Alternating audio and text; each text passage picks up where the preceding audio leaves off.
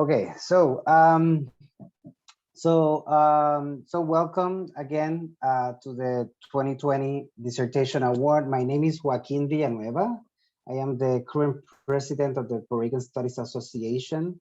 I am a associate professor of geography at Gustavus Adolphus College in the state of Minnesota. Right now, I'm speaking from Minneapolis. Um, and so this year, it's very unusual. This is an award that was supposed to take place in 2020. As you know, I call it the long 2020, no? Because this year that year hasn't ended. And so we're in 2021, still celebrating stuff that happened last year. So it extended the pandemic, and usually we announce the winners during our symposium or the conference, and sort of fortunately that also was postponed last year.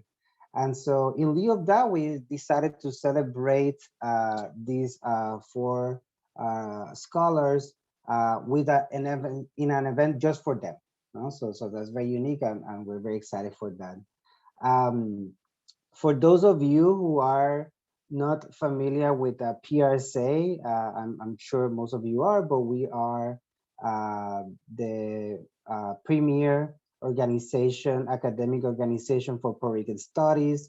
We represent many scholars, activists, community organizers from multiple disciplines interested in issues related with Puerto Rico and the diaspora, understood very largely. And so we strive to create a space of conversation, of dialogue, of communication, of sharing of knowledge about what is happening in Puerto Rican studies.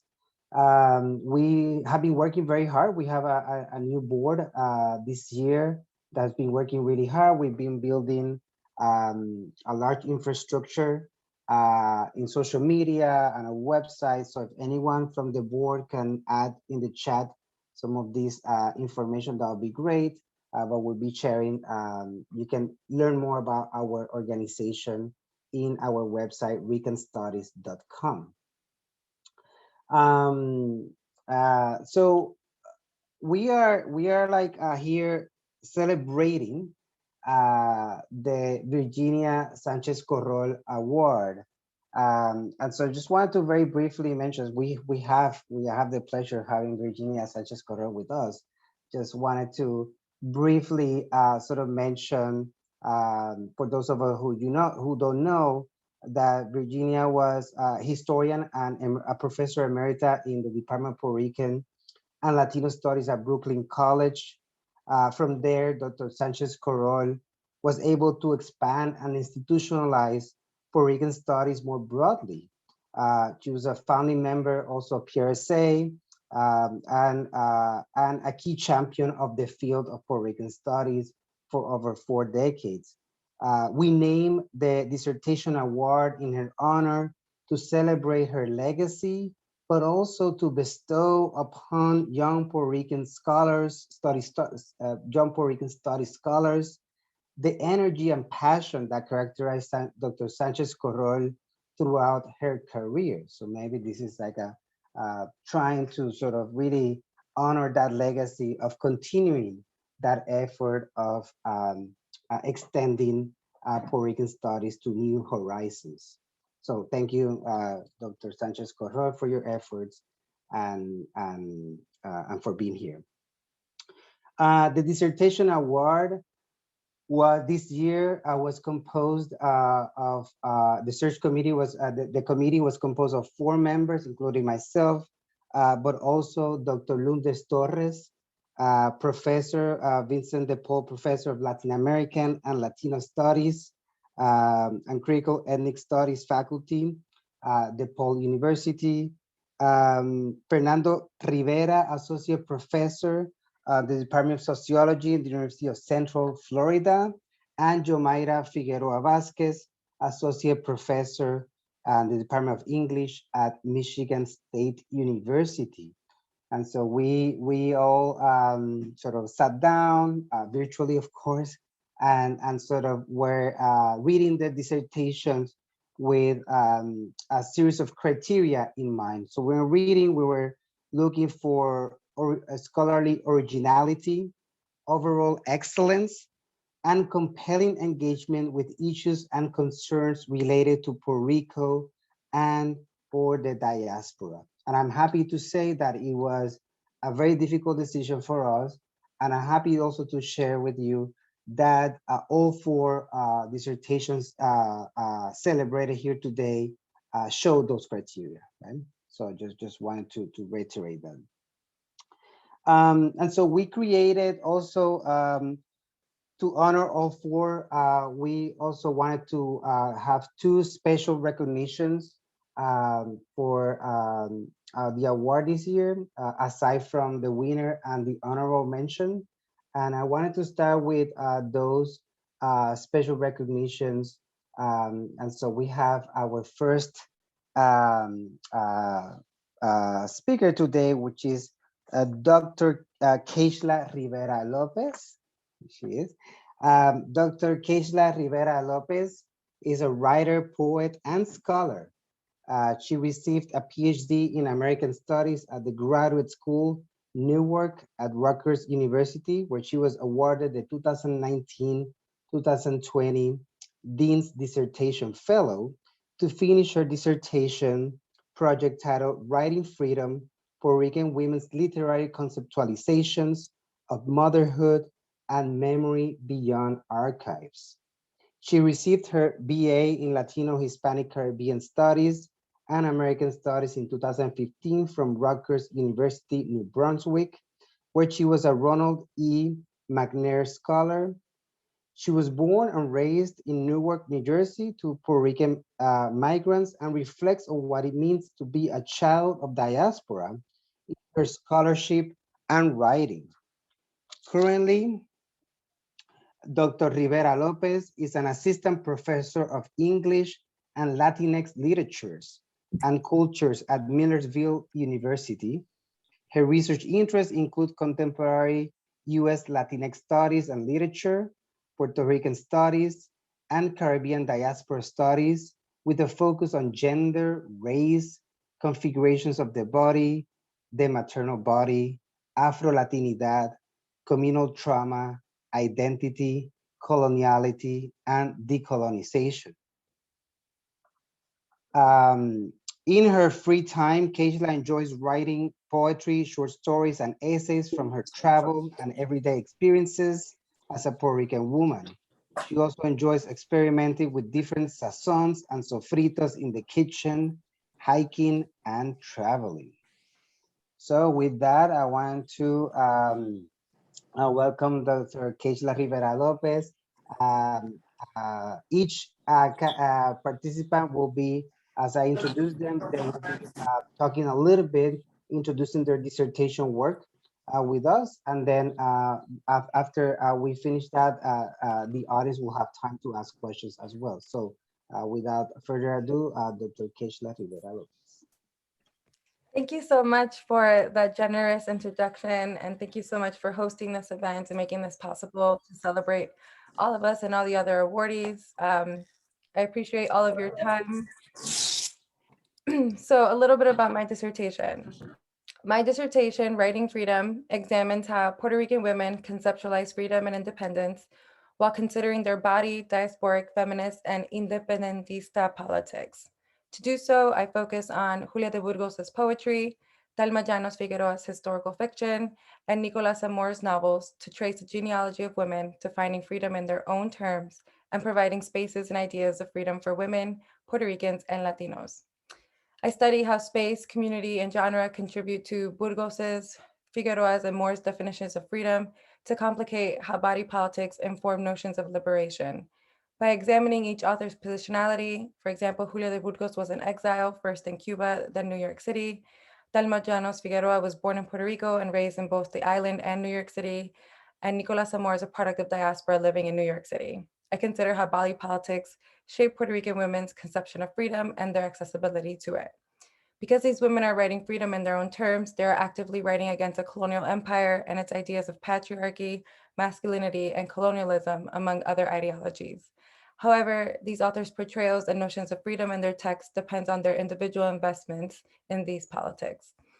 I engage with Puerto Rican women's literature, theories of biopolitics, the body, the archive, and cultural studies to analyze and distinguish the definitions of freedom provided by each writer in their literary works while navigating gender, race, class, motherhood, womanhood, and Puerto Rican identity.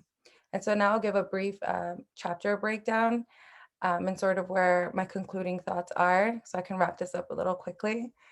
The first chapter, Gender Exile, employs a literary analysis of Julia de Burgos's poetry to establish how she has been, and I'm borrowing from Dixa Ramirez's Colonial Phantoms, misrepresented and ghosted in Western discourse and national archives as solely a Puerto Rican poet when she was also in exile.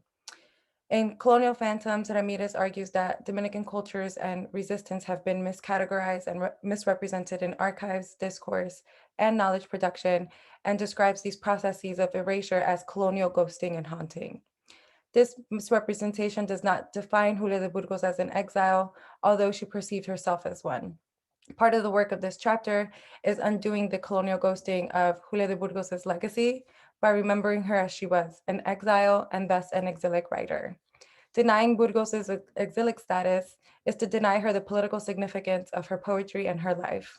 Everything she wrote and the way she lived her life was defined by the fact that she could not reside or simply be in her homeland. The second chapter, Humanizing Poverty in Diaspora, is framed by Aileen Davila's Barrio Dreams, which details how gentrification in New York City pushed Puerto Ricans and Latinos out of their neighborhoods to improve the lives or status of wealthy investor and New York City transplants. In this regard, the Puerto Rican communities and other communities alike were deemed disposable with limited access to social services and aid. In addition, this form of race and class-based violence limits access to resources to vulnerable communities. As a primarily underread and understudied writer of Puerto Rican literature, I center Nicolás Amor's voice as vital to understanding the Puerto Rican diaspora. Her work illuminates how Puerto Rican communities were deemed disposable by the state due to police brutality and gentrification. Nicolás Amor considers herself a New Yorican because she was born in New York City to Puerto Rican parents. She is trained as an artist and has had a prolific writing career, including the New York Times Outstanding Book of the Year Award in 1974, among other literary prizes. Though Moore has published many novels, there are no collections of her work in the Puerto Rican National Archives or the Center for Puerto Rican Studies archives, and she is not recognized as one of the most important and vital writers of the New Yorican literary movement. Moore belongs to a cohort of Puerto Rican writers that question racial and ethnic discrimination, inhumane working conditions, poor housing, and second-class citizenship through the New Yorican literary movement, though her male peers, are often the faces of the movement. Therefore, I question the ways in which cultural memory and archivization often erase women's work and their contributions.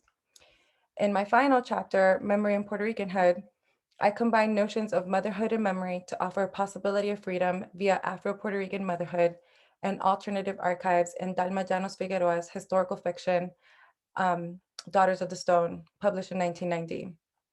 This novel is centered on the brutal legacies of slavery and colonialism in Puerto Rico that created an Afro-Puerto Rican population, though notions of anti-Blackness, sexism, racism, and violence dominate the cultural discourse and dismisses Black history and Black women's history as Puerto Rican.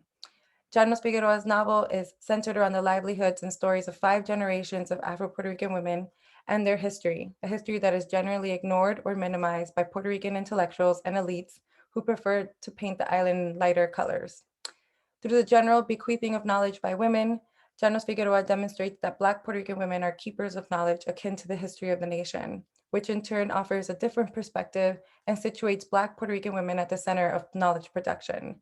Not only do they rewrite history, Black Puerto Rican women are represented in roles that are not dehumanizing or rely on negative stereotypes.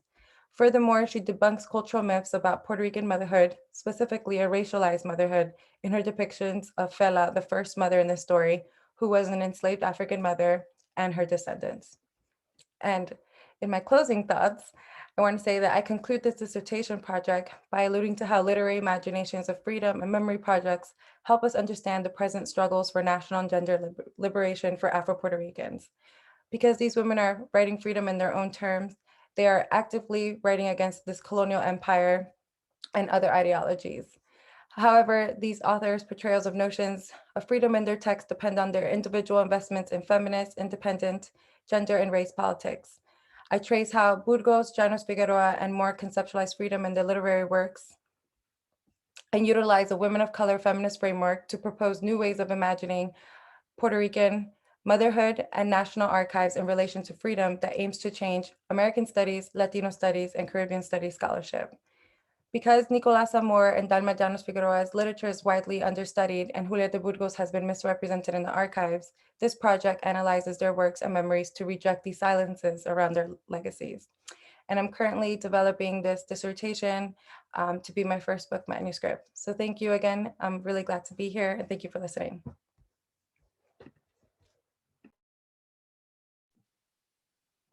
Thank you, Keishla. That was fantastic. And so if the audience has any questions, please, we'll at the end, we'll have plenty of time for that. So thank you. Ahora pasamos a la segunda disertación que queríamos reconocer por su gran calidad. Es de la doctora Elizabeth Borges Ocasio. La doctora Borges Ocasio es la menor de las dos hijas de Juan Belén Borges Mojica y Norberta Tita Ocasio Roldán. Actualmente vive en Calley, Puerto Rico, junto a lo que considera su mayor éxito y lo más atesorado en su vida, que es su familia compuesta por su esposo Luis A. Reyes y sus tres hijos Ángel Gabriel, Sebastián Andrés y Elías Abner. Mi hijo también se llama Elías, de hecho. Cursó toda su educación primaria en escuelas rurales del Sistema Público de Enseñanza en San Lorenzo, Puerto Rico. Posee un bachillerato en Ciencias de la Universidad de Puerto Rico, recinto de Río Piedras, donde también cursó su maestría en Ciencias Bibliotecarias y su doctorado en Liderazgo en Organizaciones Educativas, siendo la primera en su familia en cursar estudios graduados. Su trasfondo profesional inició como técnico de laboratorio de cultivo celular. Más tarde laboró como técnico ambiental en la Autoridad de Desperdicios Sólidos de Puerto Rico, donde tiene en su haber la implantación del primer programa de reciclaje a nivel de comunidad en Puerto Rico.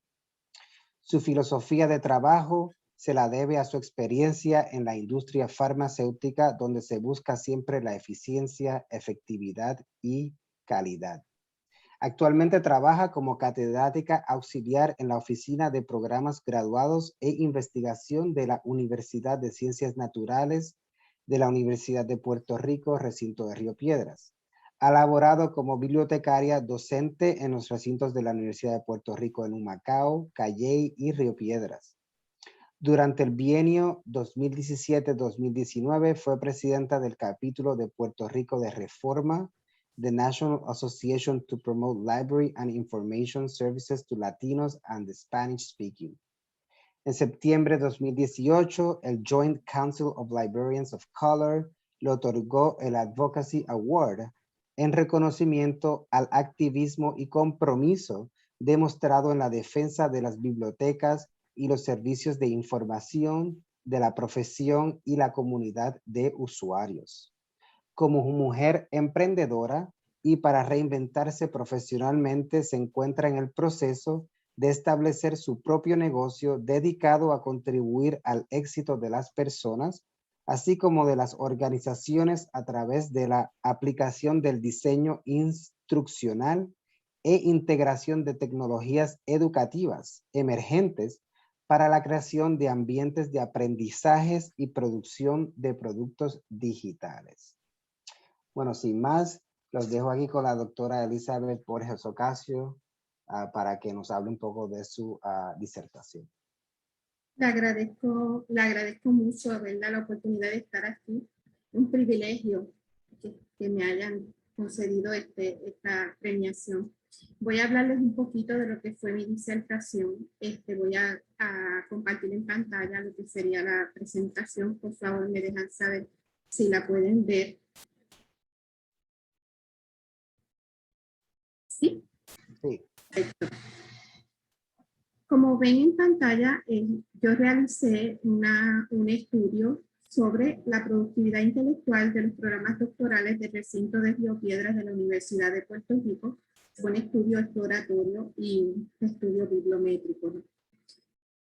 Los dos objetivos principales de mi disertación fueron explorar los factores institucionales y de liderazgo que inciden en la productividad intelectual del recinto de Río Piedras de los programas doctorales, y también fue caracterizar esa producción intelectual en términos de indicadores bibliométricos.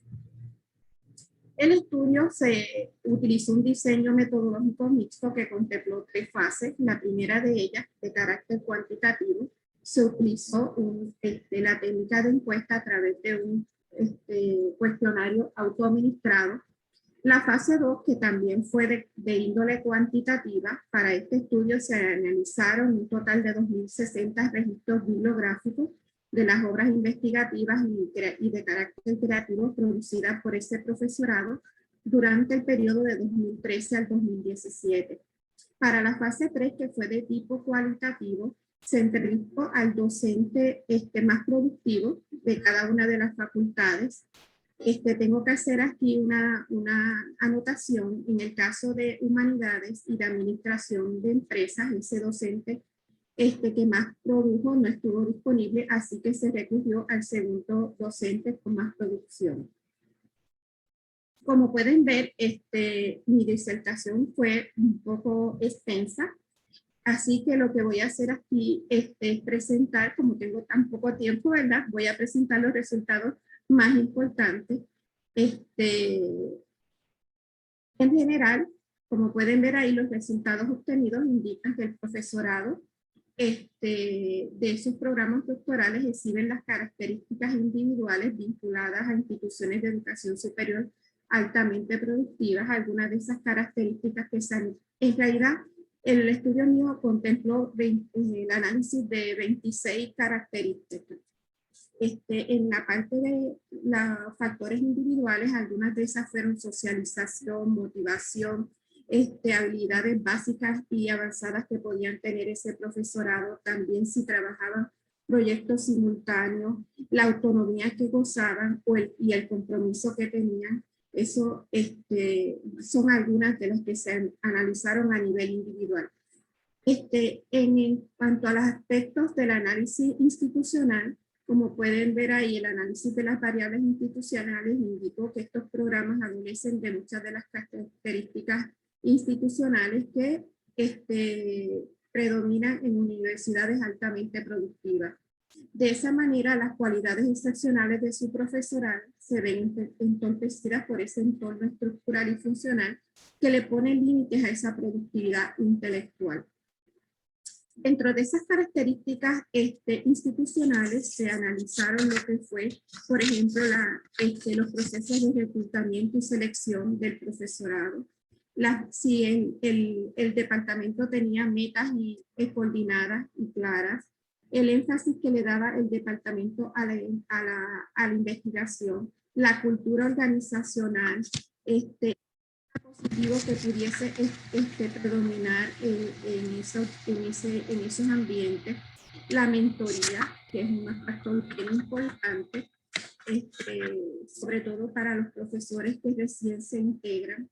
Así que básicamente, como dije, lamentablemente el estudio indicó que dentro de esos programas doctorales las características institucionales pues, contravienen lo que es las excepciones, las características individuales excepcionales de ese profesorado que cuenta. En cuanto a lo que fue las características de liderazgo, el estudio reflejó que los directores de los departamentos y coordinadores de área no exhiben los atributos que caracterizan a los líderes de esas instituciones altamente productivas, por lo cual las condiciones no propicias de ese ambiente institucional son en parte la consecuencia de ese liderazgo no efectivo.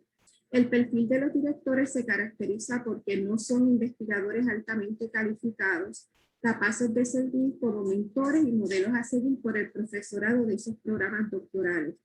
No son efectivos en general en entornos o ambientes propicios para la productividad, procurando que esas características individuales e institucionales estén presentes y que impacten positivamente el clima organizacional. Como pueden ver en la diapositiva se muestran los sentimientos que emergieron durante las entrevistas que se le hicieron a esos investigadores altamente productivos.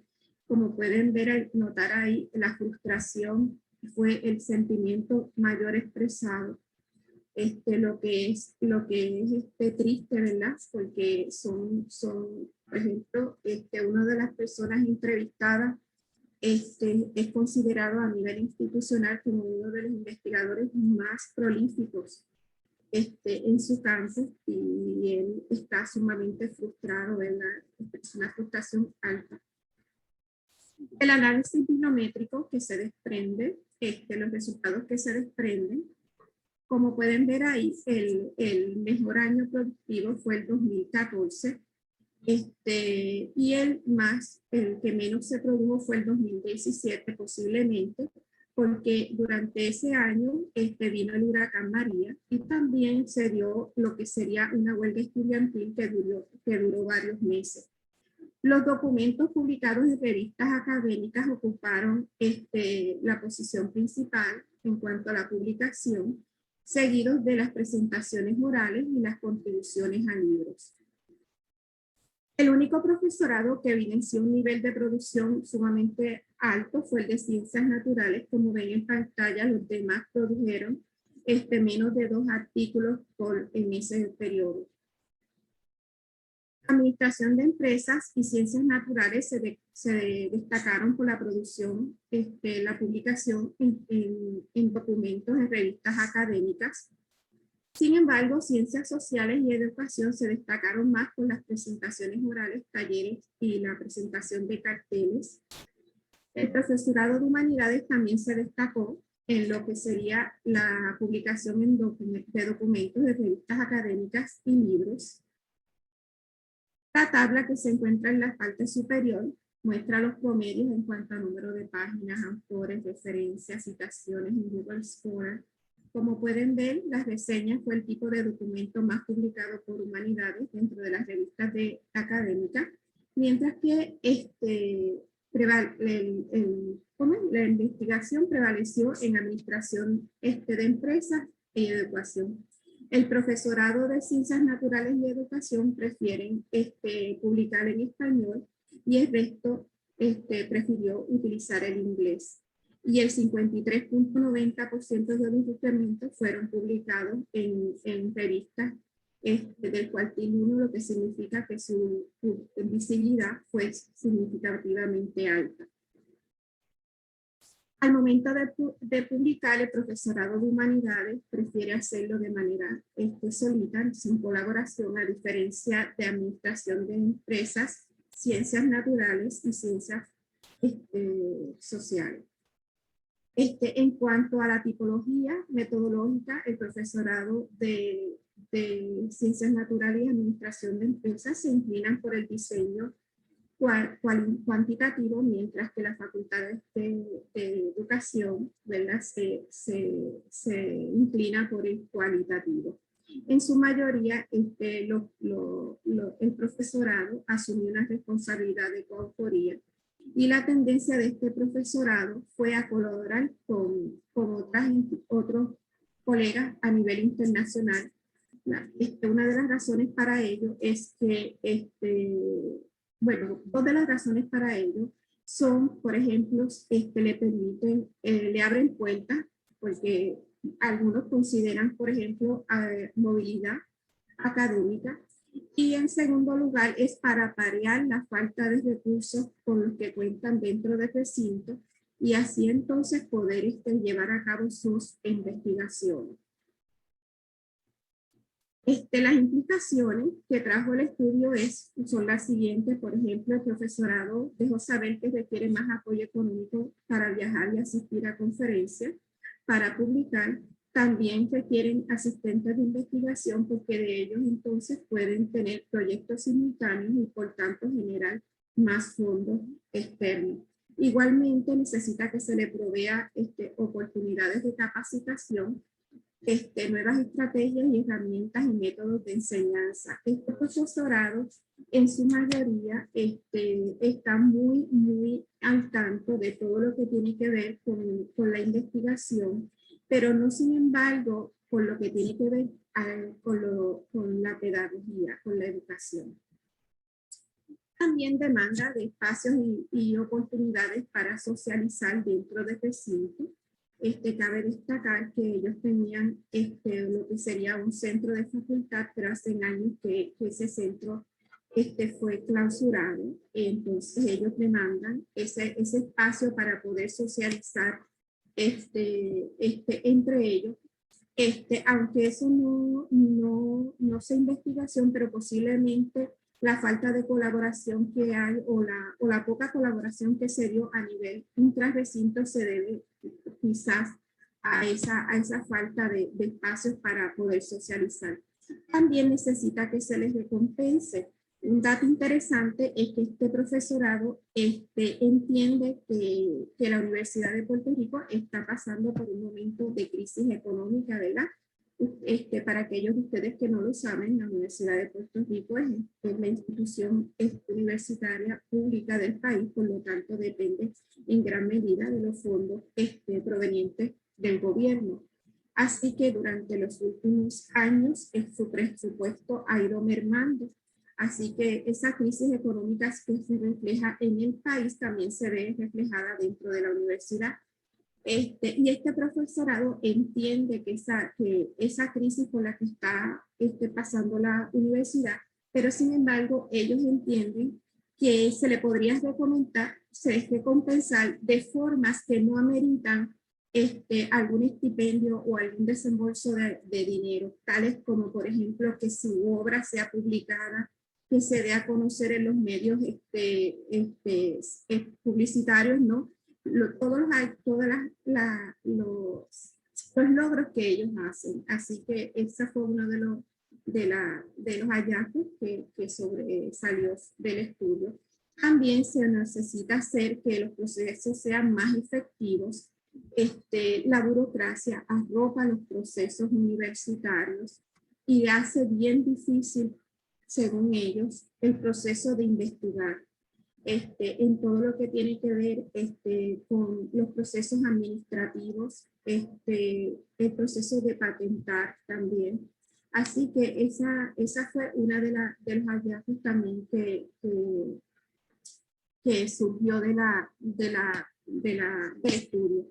En cuanto a la reflexión, como pueden notar ahí, las grandes dificultades en que está sumergida la universidad no son solamente, me voy a permitir leer esta parte, ¿verdad? No son más que la acumulación de muchos años de mala gestión, producto de un mal llamado liderazgo ejercido a distintos niveles institucionales. Ocurre que en la universidad desde hace mucho tiempo, al momento de hacer designaciones, se utiliza indistintamente los términos jerarquía, autoridad y liderazgo, incluso a modo de eslogan en la retórica. Aunque comunes jerarquía, autoridad y liderazgo no son sinónimos. La realidad es que en el recinto muchos de los que ocupan puestos de dirección tienen la jerarquía, pero no tienen la autoridad ni son líderes. Con esta ausencia de conducción acertada, la universidad se está jugando su futuro organizacional.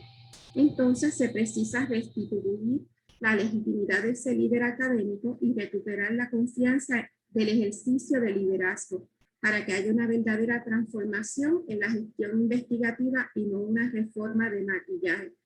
Digo reforma de maquillaje porque en la universidad durante mucho tiempo se está clamando por una reforma universitaria y se han hecho en esa dirección, pero no han logrado el fruto deseado. Considerando que toda gestión universitaria, incluida la investigativa, ocurre dentro de este marco organizacional y siendo el liderazgo el elemento clave para el éxito de esta, entonces se hace urgente el que la universidad resignifique y reivindique como institución el concepto de líder académico por uno totalmente alejado de las consideraciones de confianza matizadas por el color político que en cuatrenios acostumbra a pintar la toma de decisiones y designaciones universitarias. Posiblemente ustedes no estén al tanto de cómo son los procesos de designar la presidencia y todo el liderazgo o los líderes, ¿verdad? Que dirigen la universidad, pero en gran parte, aunque se hace un proceso de consulta a la comunidad universitaria, en última instancia es el gobernador de Puerto Rico quien designa a ese presidente.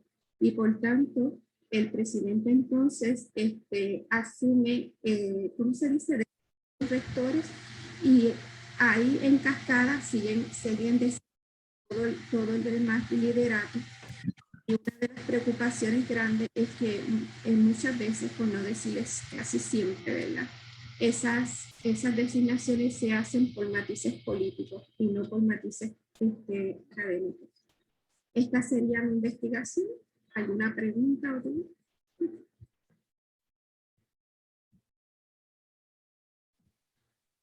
Muchas gracias, doctora Borges. Tremenda investigación, muy abarcadora. De seguro va a suscitar bastantes preguntas. Así que quiero continuar para que todos tengamos tiempo de presentar, pero yo tengo preguntas, así que esta conversación va a seguir, pero muchas gracias.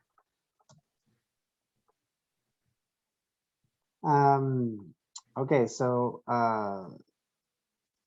switching here to another language. This is like awkward. It's like I'm trying to make sure in my head that I'm speaking the Spanish or English. So forgive me if I forget. We have Dr. Laura Kaplan. Laura Kaplan is a PhD in an assistant professor of TESOL and bilingual education at the School of Education at Pace University. She received her doctorate from the Urban Education Program at the CUNY Graduate Center in September of 2018. In addition to a Master's of Arts in Urban Education, she holds an MA in Latin American Studies from New York University and an MA in Teaching English to Speakers of Other Languages, TESOL, from Hunter College, CUNY. Laura's dissertation focused on the activism of the Puerto Rican community in the 1960s, and beyond that, brought about bilingual and multicultural education to New York City schools. Her research has been recognized with numerous awards, including the Jean Agnon Award for Best Graduate Student Paper at the American Educational Research Association, and an Inter-University Program for Latino Research Mellon Dissertation Fellowship.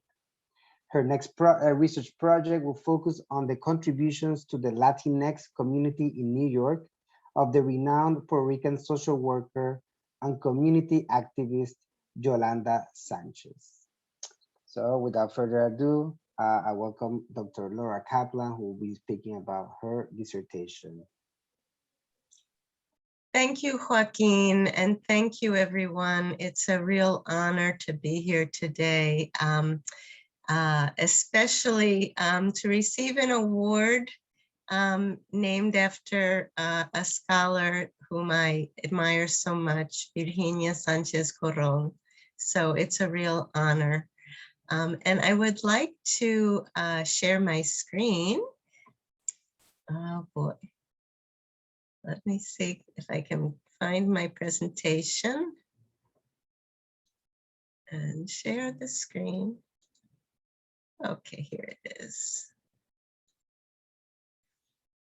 Okay, my dissertation was about the first Spanish-English bilingual elementary school in New York City, which is PS 25, located on 149th Street in the Mott Haven section of the Bronx. And for those of you who don't know the Bronx, this is in the South Bronx.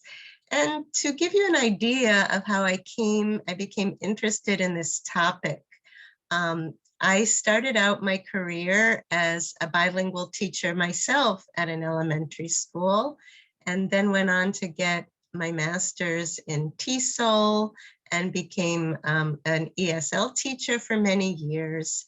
And as I began my doctoral research, incidentally, New York State is one of the few states in the country in which bilingual education is mandated for students who speak other languages. If there are at least 15 students in a school building who speak a language other than English, then bilingual education is mandated. Of course, we know this is a great contrast to other states like Arizona and even Massachusetts, where they voted to eliminate bilingual education. So in my research, I came upon the fact that PS 25 in the South Bronx was the first bilingual school, not only in New York City, but in the entire Northeastern United States. And I became curious, how did this school come to be? So I contacted, luckily, the founding principal of PS 25, Hernan Lafontaine, is still alive. He's a renowned educator. He went on to become superintendent of schools in Hartford, Connecticut, after being the director of the Office of Bilingual Education at the New York City Board of Education.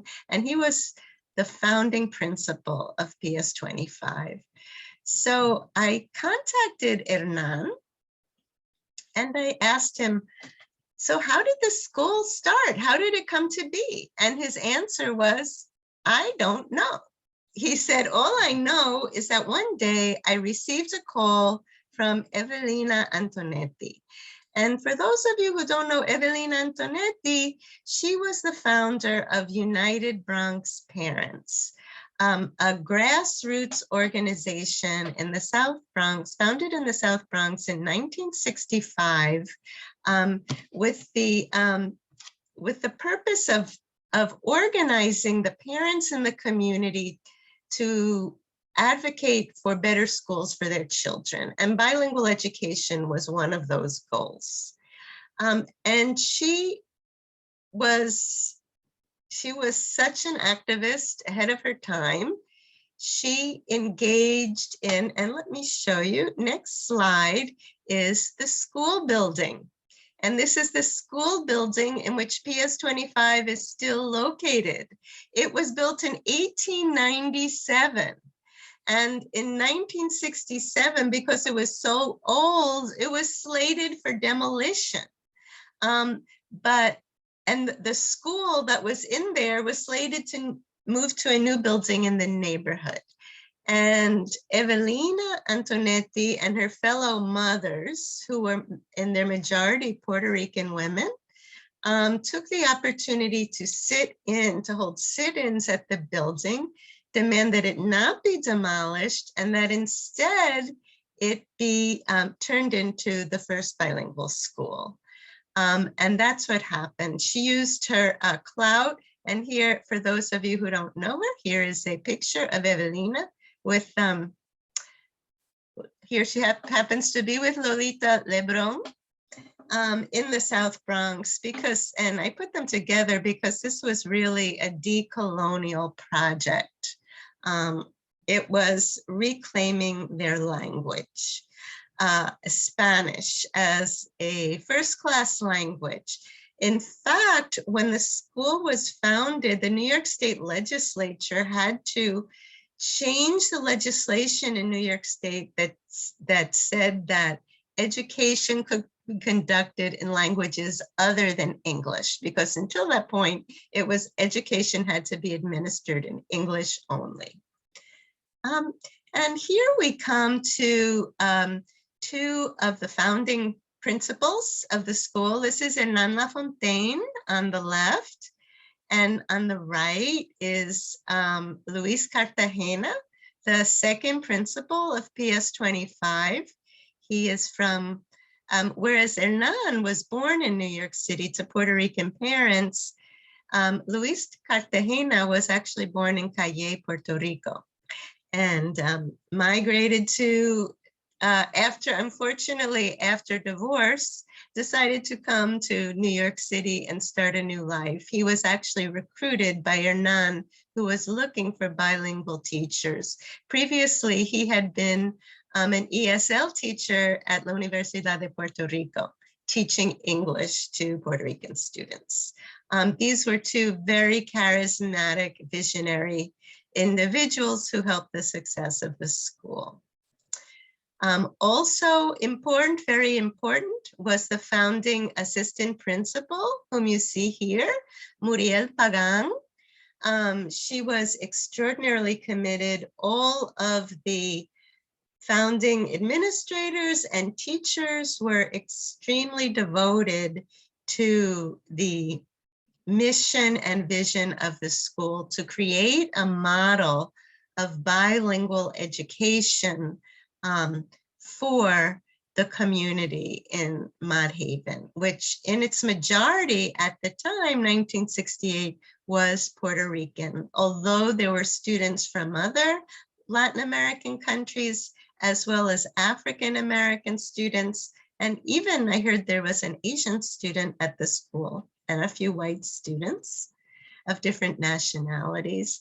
And this school was really special because it really was a spawning ground for so much leadership in bilingual education and even in Puerto Rican leadership in general.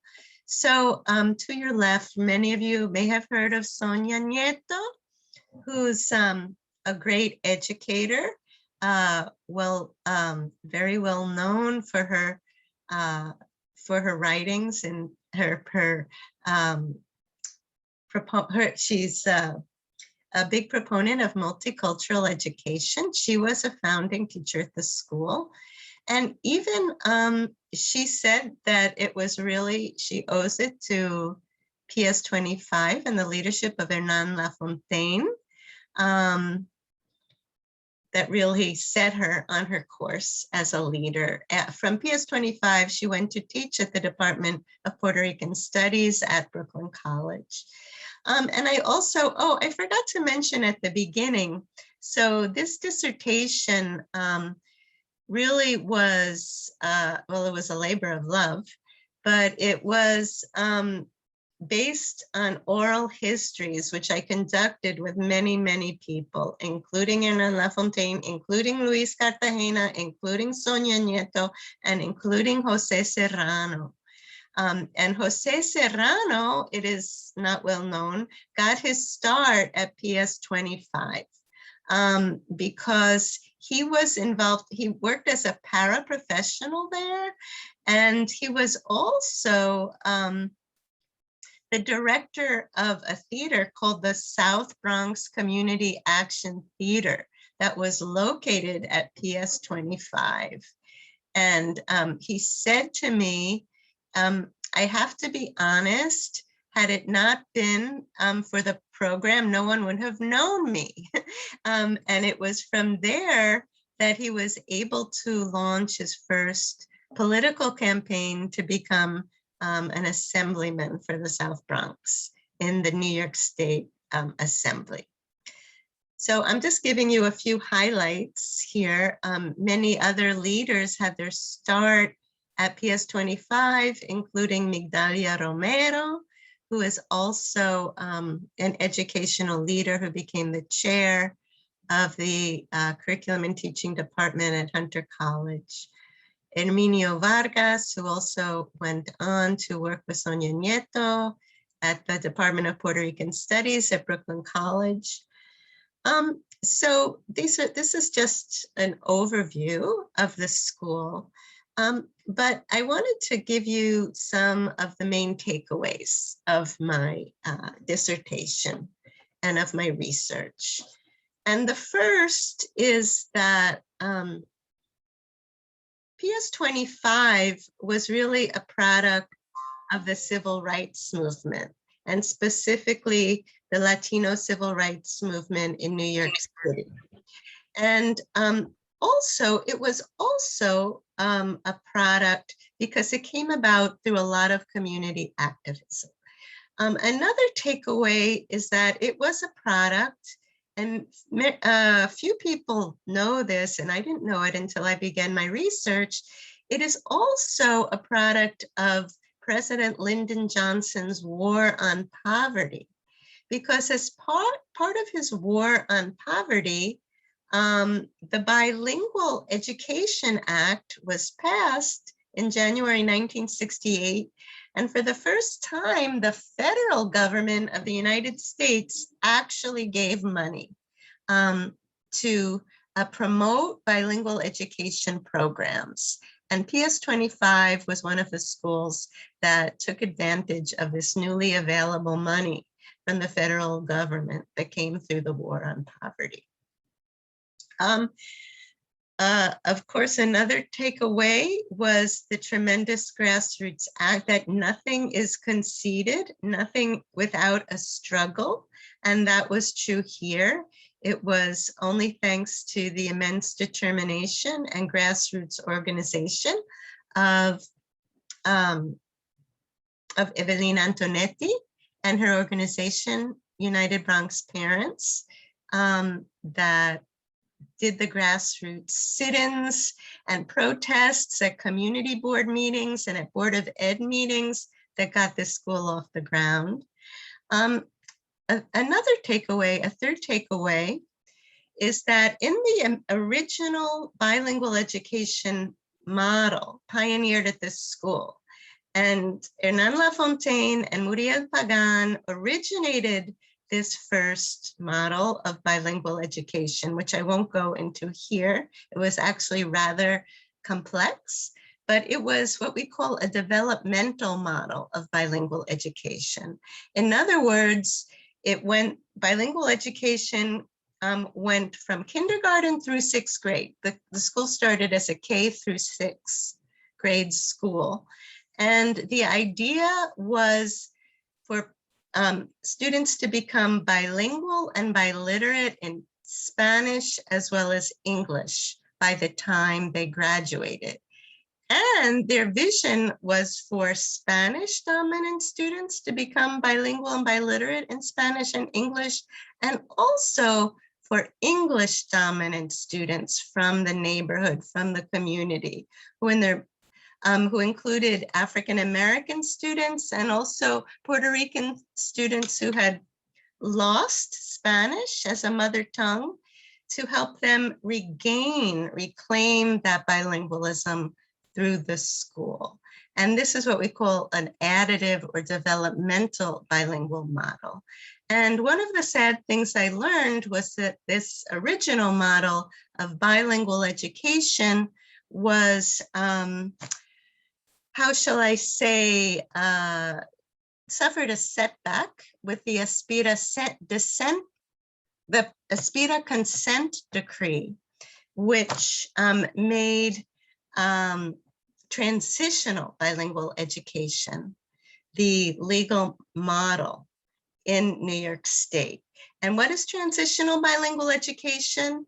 That is a form of bilingual education that lasts for only 1 to 3 years maximum, not with the intention of forming bilingual subjects, but with the intention of transitioning speakers of other languages to monolingual English-only education. And that is now the model that reigns in New York State today. Far different what the founders of PS 25 envisioned. And I would say a final conclusion is that PS 25 actually enacted the demands of the community control movement in New York City at a time that the community control movement was being destroyed. And some of you who are from New York may know about the teachers' strikes. The teachers' union wanted to abolish the community control experimental districts of the time because they wanted to hold complete control of the school and have hiring by seniority. One of the other remarkable achievements of PS 25 was they got special permission to bypass the UFT contract. And Hernan Lafontaine had the privilege of choosing and selecting the teachers of his choosing using the criteria that he deemed necessary to best educate the students of the community. The parents were immensely involved in the school. They had their own office in the school and participated in cultural activities and productions in the classrooms on a regular basis. So it had many, many exceptional qualities. It's a school that is worth going back and studying. And this is me and my email address. If anyone would like to get in touch with me after this presentation, I look forward to your questions. Thank you.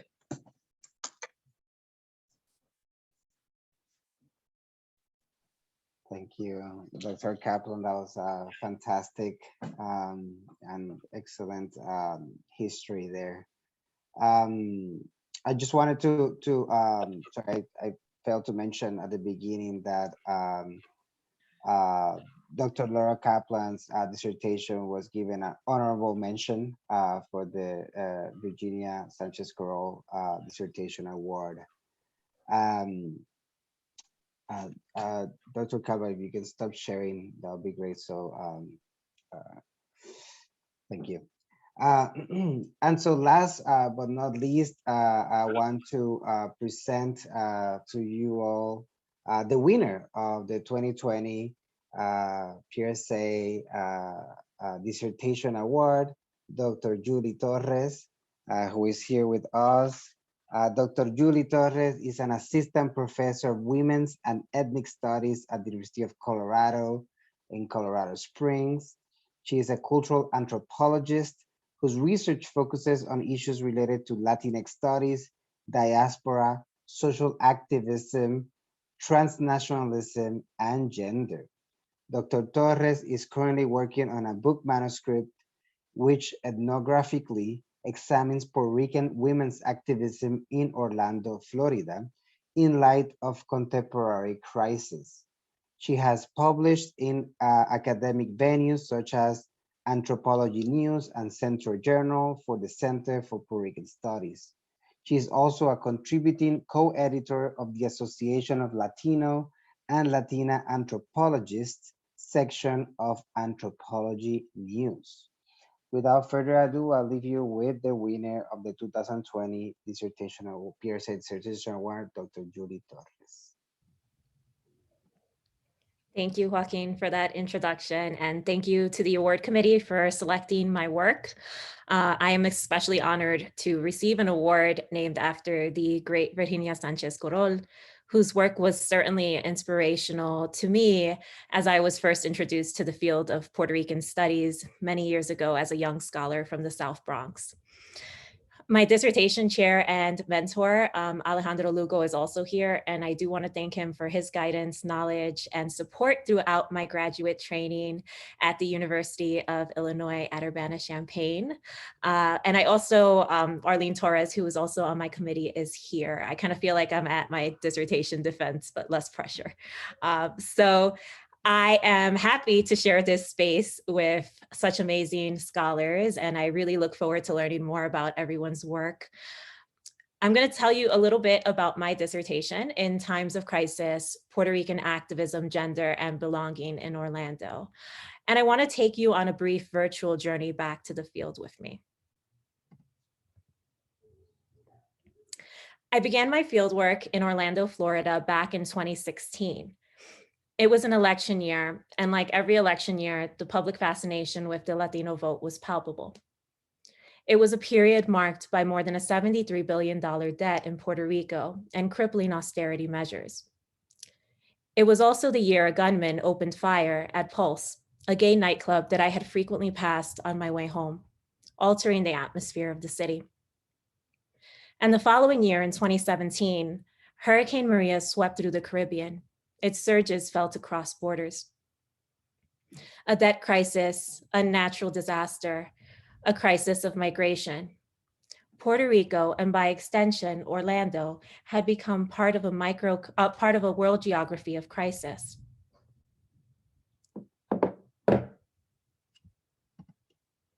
Sorry, can everyone see my PowerPoint okay? Okay, perfect.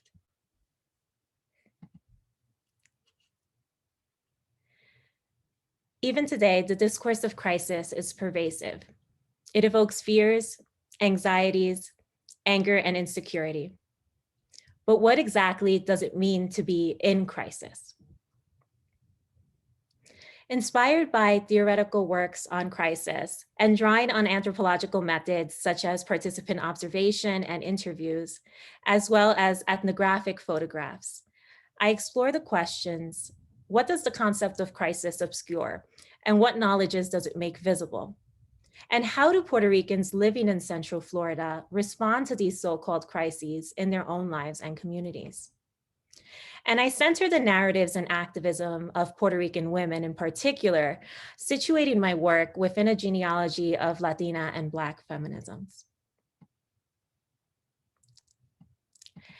And I argue that the public fascination with crisis does little more than conceal longstanding inequalities, such as iterations of colonialism and second-class citizenship across borders. And yet, in many ways, crisis is also generative. Puerto Ricans in Central Florida are engaged in the construction of an otherwise, this active claim to a future that would be denied to them in a present where austerity, violence, and disaster threaten their right to exist. And as previously mentioned, each of my chapters is structured around different events which demonstrate the structural and everyday manifestations of crisis. And I'll touch on some of that content very briefly.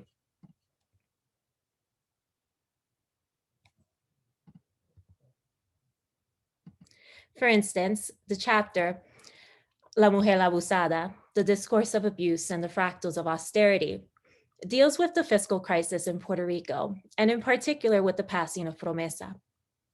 Drawing on the gendered metaphor of an abused woman used by one of my interlocutors to describe the colonial relationship between Puerto Rico and the United States, I argue that austerity, like the discourse of abuse, denotes an intimate and violent force that permeates all facets of social life, as seen through education, healthcare, and various forms of displacement.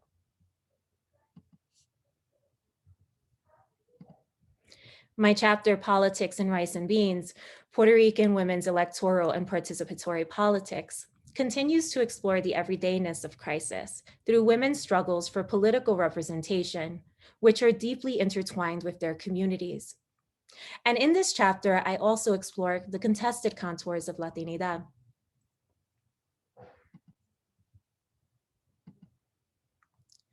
I also discuss crisis as it's more popularly known, as catastrophe or disaster.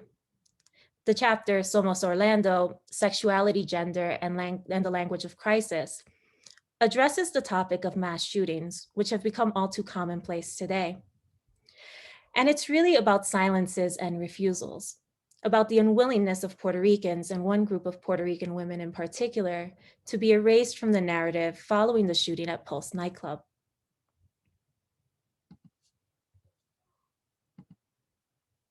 The chapter, Assemblages of Citizenship, Worth, Community, and the Aesthetics of Disaster, foregrounds post-Hurricane Maria efforts, forcing us to re-envision recovery beyond the borders of the archipelago and ask what that means for ideas of citizenship and belonging.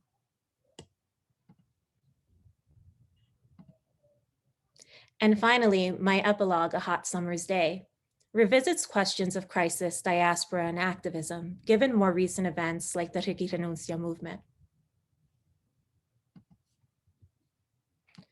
So in sum, this dissertation is about what happens when people feel unsafe.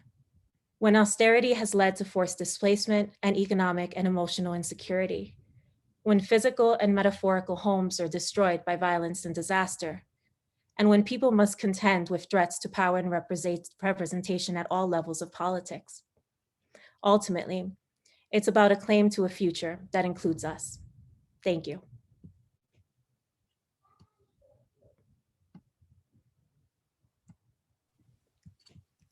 Thank you so much, everyone. Julie, congratulations again, and everyone else who received mention, recognition from this year dissertation award. Just exciting projects. I look forward to reading whether it comes in a book or articles or other work. I'm just really excited with all this work that you all presented here. Just wonderful work. And so we have some time to open up the floor for the audience to ask any questions, to share excitement if you want. Just any note that you have questions, please. I'm opening the floor for anything right now. And the participants as well, if you have any questions for others. If you don't mind, may I? Yeah, go ahead, Alejandro. I'm Alejandro Lugo, and I just want to quickly say that I'm so happy for Julie Torres and her, and I'm very thankful to the association for recognizing her outstanding research and scholarship. And she's the last PhD student I trained at Urbana-Champaign, and so she means a lot to me as a person, as an intellectual. But I also want to thank Arlene Torres, because Hermana Arlene Boricua, she and I worked together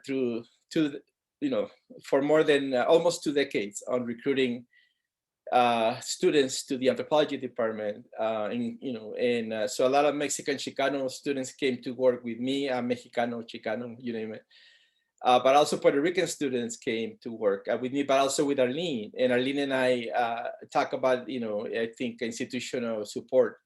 We supported each other, and and I just want to, Arlene, I know you're there, and I just thank you for everything you've done as well. But I just want to close with something that this is, I'm also honored that the work that we did at Urbana, I mean, Arlene Torres, Julia, and myself, is also brings together the work of Virginia Sánchez-Korrol, because Arlene Torres brought Virginia to campus at some point. And I got to meet Virginia Sánchez-Korrol in person as well. So in a way, this comes full circle. And again, the 4 dissertations were outstanding for sure. And I just want to congratulate everybody as well. So thank you for giving me the space, Joaquin. Thank you so much. Thank you, Alejandro. Thank you.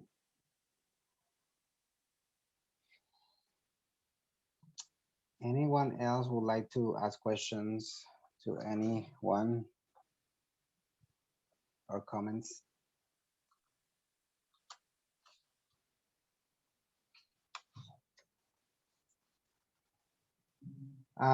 Well, since so to give people some time to think about their questions, I have a couple, not to take too much time, but just wanted to so since I read the 4 dissertations, I had a couple of questions. Just keep it very I can go on. Oh, Can I go on?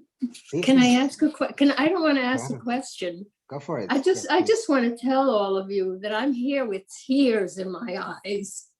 Laura goes back to PS 25, which is the school I would have gone to if my mother hadn't put me into Catholic school. The Orlando work, Julie, is fantastic. All of you are doing such incredible work. And the dissertation award to me is so important because it's so hard to get there. And you all did it.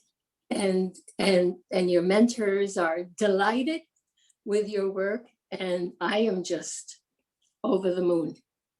So thank you. Thank you. Thank you. And thank you for your nice words. And pa'lante, seguiremos with more scholars and more work. And hey, you know, we're on a roll. We're going to keep it going with the new administration at PRSA, and with people like you guys. You're great. Thank you. So, just wanted you to say that. That was lovely. Thank you for honoring us with those words, Virginia. Really delightful. So I just want to like just give a chance to the four presenters today to speak a little bit further. Yeah, so Marisol Lebron has a question. She'd like to hear from folks what might be one thing they might have had to leave out of the dissertation that they wish they could have written about.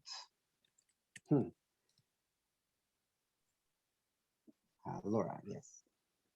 Well, I had an anecdote, which is kind of funny.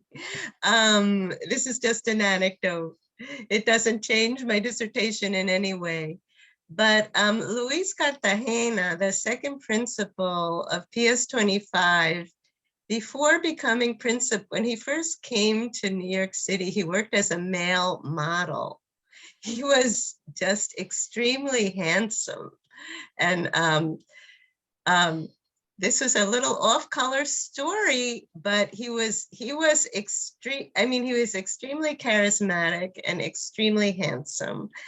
And one day I was told during one of my interviews that one day a parent went to see him, a mother went to see him, and she actually closed the door and took off all of her clothes.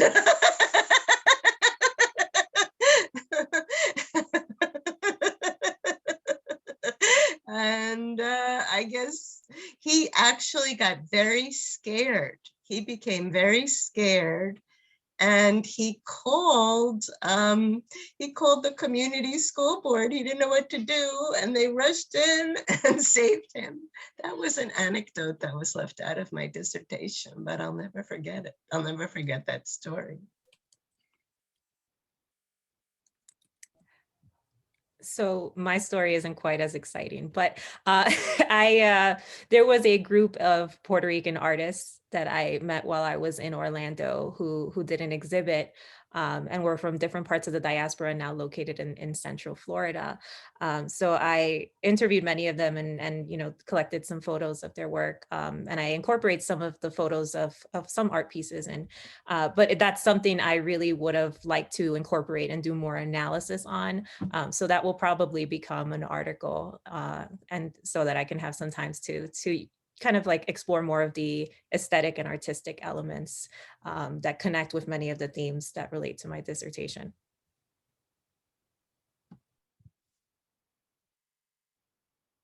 I can share quickly too. I was part of Proyectos Palabras PR with some Michigan State University faculty while I was a graduate student. And so after Hurricane Maria, we went to the island to collect stories and testimonies from those who survived in the margins, where the local government never reached, the media never reached, and aid just didn't arrive. So as I'm doing cultural memory projects and talking about survival, this testimony I wasn't able to use. I didn't have permission, but it was something I wish I could have included, especially in connecting more to the contemporary, since a lot of the literary works that I chose were more historical. So that's something I wish I could have done, and just include more visual culture, which is what I'm trying to include as I develop this book manuscript for my first book.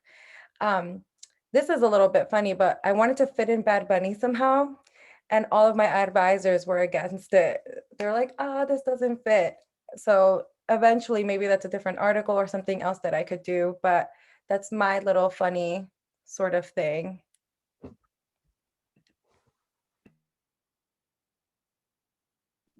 Está en mute, Elizabeth. Se le quiere quitar el mute. Yo creo que algo que tuve que dejar en la disertación, y claro está por todo lo que tenía que ver con la privacidad y confidencialidad de la información, es, por ejemplo, ¿cómo decirlo, verdad? Sin tener que hacer implicaciones. Profesores y profesoras que en 5 años no publicaron nada. Y entonces, y lamentablemente, o sea, compuestos de investigadores. Y entonces, eso me hubiese gustado ponerlo ahí, pero por la confidencialidad y la privacidad, ¿verdad? De todo lo que tiene que ver con eso, pues no lo pude hacer. Pero sí me hubiese gustado, lamentablemente, bueno, no fueron muchos, pero sí como 5 o 6 que no publicaron absolutamente nada durante 5 años, lo que me llamó a mí la atención, porque se supone que en la Universidad de Puerto Rico hay una política académica que establece que los profesores que enseñan a nivel graduado tienen que ser evaluados cada 2 años, si mal no recuerdo, cada 2 años, y si no en esa evaluación se comprueba que no han publicado, pues ya no pueden seguir enseñando a nivel graduado, pero eso no se dio. O sea, por lo menos en ese periodo eso no se dio, porque habían varias personas que no habían publicado en ese periodo. Eso sería lo que me hubiera gustado incluir. Gracias. Como decimos acá, tirarlos al medio.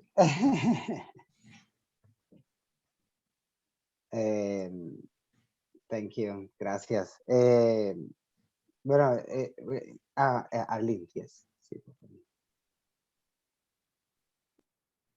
So Keisha, I have more of a comment. I loved your dissertation. I was really delighted to see the work of the women that you're exploring. And I want to mention Nicolás Amor and what an important figure she was in terms of thinking about Laura Kaplan's dissertation.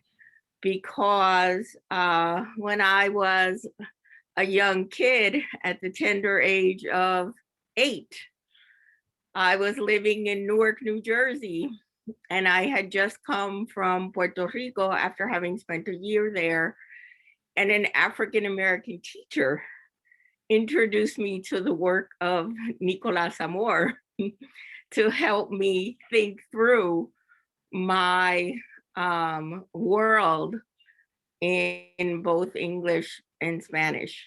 And so the ways in which an author like that validated my life as a bilingual young girl living in Jersey, there is much to be said for its influence on my Puerto Rican and feminist politics today. So I thank you, Keisha, and I thank you, Laura, for your wonderful dissertations and interventions in 2 parts of my own life, which I would imagine many of you can share as well. So thank you. Thank you. Thank you. I actually, Nicolás Amor, her book, All for the Better, is actually about the childhood of Evelina Antonetti. Mm-hmm. Yeah. And I read that to get an insight into Evelina's childhood. It was very revealing.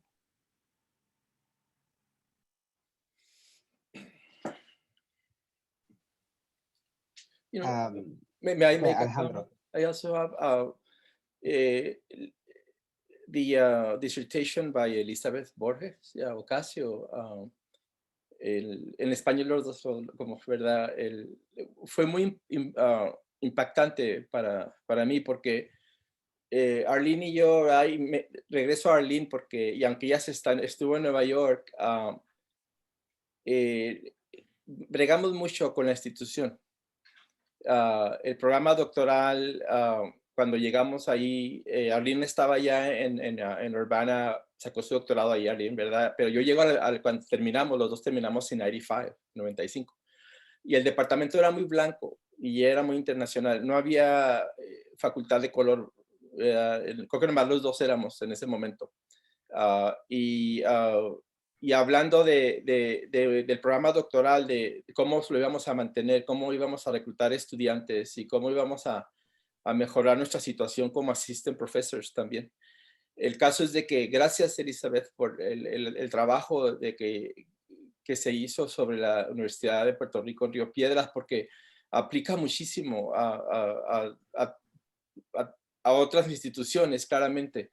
Y yo viví eso, ¿verdad? De seguro, pero hay tanto que decir, ¿verdad? Porque Puerto Rican studies was fundamental for Latino studies, obviously, for us, my generation. And yet I wasn't training it. I was training Chicano studies, in the 80s.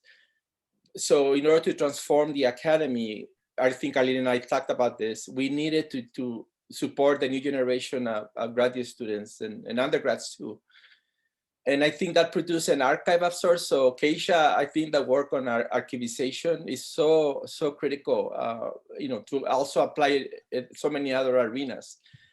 I mean, it's all related. And without the struggles in New York City, in the South Bronx that Laura Kaplan just mentioned, I love seeing there, Lolita Lebron there in that photograph, along with the other Puerto Rican, individuals. What is the name of the Puerto Rican woman? Evelina.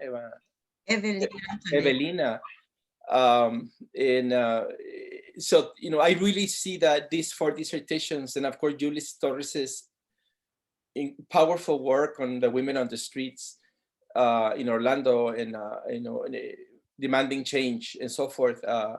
So this was an incredible day to see that. I did not know what to expect in terms of the dissertations, but they're all very, very fundamental, not just for Puerto Rican studies, right? But for each of those disciplines that each of you represent, and all of us represent. And I just want to, so it's a comment that it is, and I know, but the new generation of scholars, and Julie Torres and your colleagues, I'm so proud of you. And she got a job in the middle of COVID in gender and ethnic studies. And you know how, it speaks to the excellence. And she came, and anyway, there's just so much to say. But, again, I'm so glad Arlene is here, because Puerto Rican studies became so meaningful, right, at so many levels.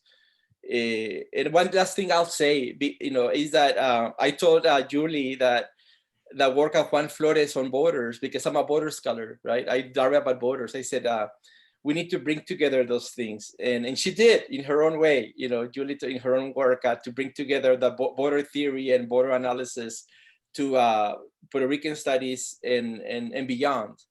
And so anyway, thank you again. But yes,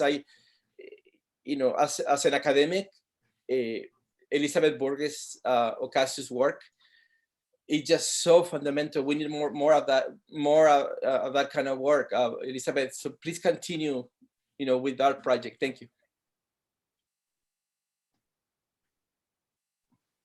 Thank you for all those interventions. I just want to we have 5 minutes. I just wanted to just be in the closing statements here, and I wanted to provide sort of my impressions of each dissertation very quickly, just to give you sort of a quick sort of what I thought, what stood out for me the most after reading all of them. And then I'll give a chance for the participants to talk say one final words. But for Keishla, I really think centering that those conceptions of freedom of Afro-Puerto Rican women is such an important project right now. And so also, like, I think it's very important that you are doing the difficult work of uncovering those silences in the archives and uncovering other archives that are often ignored by what we call the archivos de la puertorriqueñidad and so forth. So I think it's just such a beautiful and an important work that I hope to see that book come out very soon. Elizabeth, I as again, just to echo what Alejandro just said, just beautiful, un trabajo bien completo, una disertación, una metodología bien elaborada, bien aplicada. Me encantó el trabajo, una pena lo que vi, pero quería señalar que a pesar de los múltiples obstáculos institucionales y estructurales que existen en Puerto Rico, todavía me sorprende la cantidad de trabajo que se produce en Puerto Rico y la calidad que se produce. O sea, la disertación nos deja ver no solamente los límites, sino también que cuando se produce trabajo en Puerto Rico y se entienden esos límites estructurales institucionales, uno se queda como, pero ¿cómo esta gente hace tanto trabajo? ¿No? Entonces, ahí uno puede apreciar más que la producción intelectual de Puerto Rico, pues, tiene un valor que va más allá de lo que se produce acá, ¿no? En unas condiciones mucho más favorables, ¿no? O sea, quería recalcar esa nota positiva.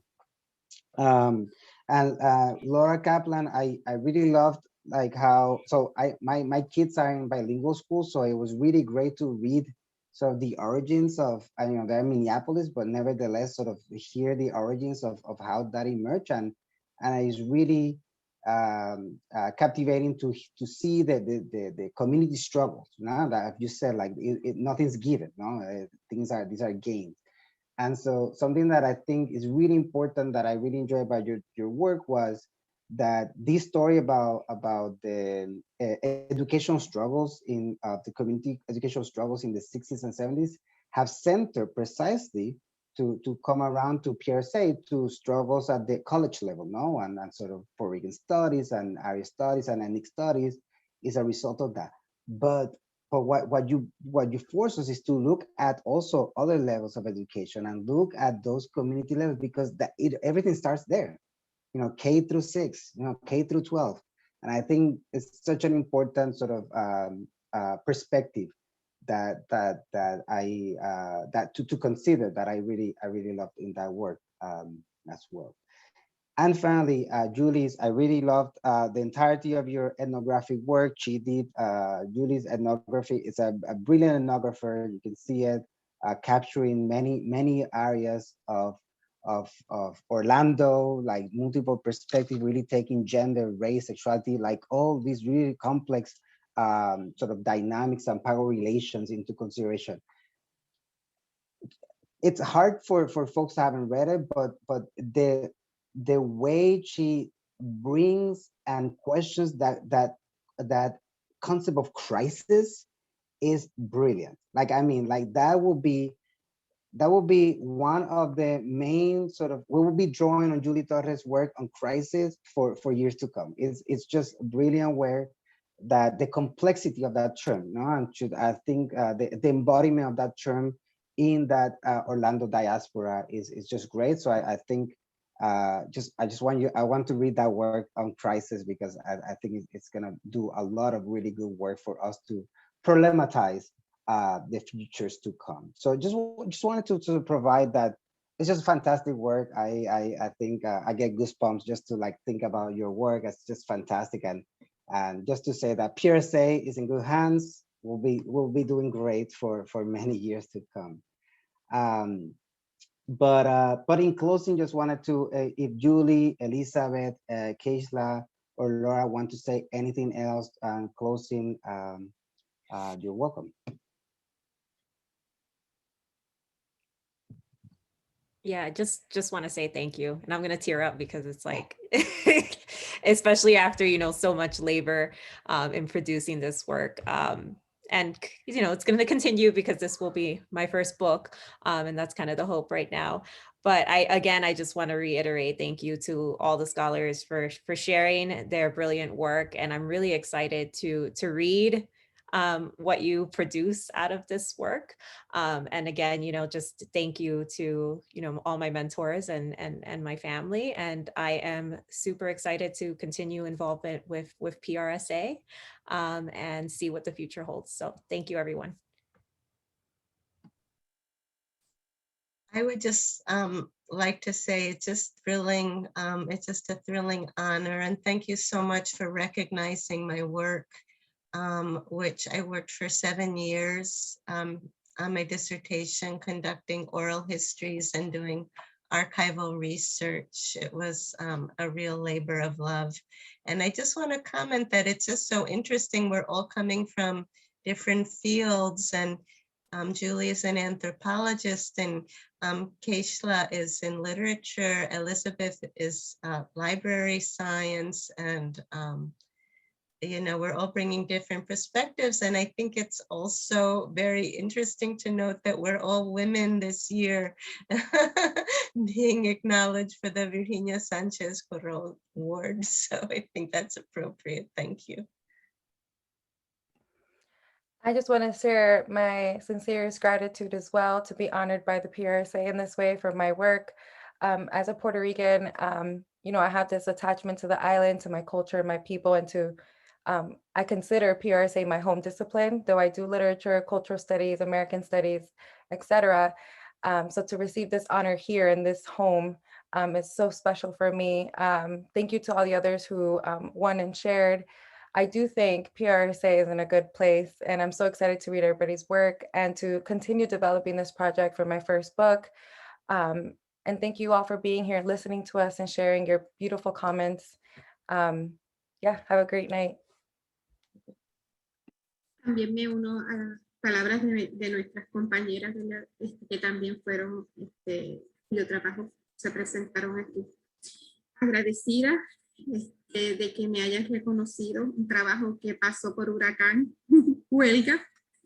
Así que fue bien, para mí en lo personal fue bien cuesta arriba, porque cuando iba, por ejemplo, mi experiencia cuando iba a enviar el cuestionario, vino el huracán, así que mi consejera me dijo, no lo puedes enviar ahora, porque el cuestionario iba a ser a través de internet y no teníamos electricidad, no teníamos, así que tuve que posponerlo, y fue bastante, ¿verdad?, decepcionante, pero de verdad muy, muy agradecida de que me hayan reconocido mi trabajo.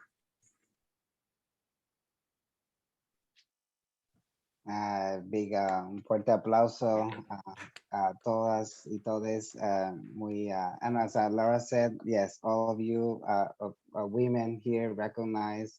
So that's also signaling also the future of PRSA as well.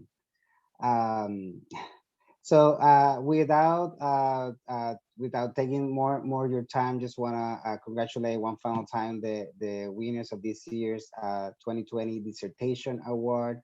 I want to thank everyone for being here on a Friday night and sort of engaging with us. It was a lovely event. More emotional than expected. So just to show that I'm just very proud that PRSA is creating these spaces. So just want to thank you for being participant in that.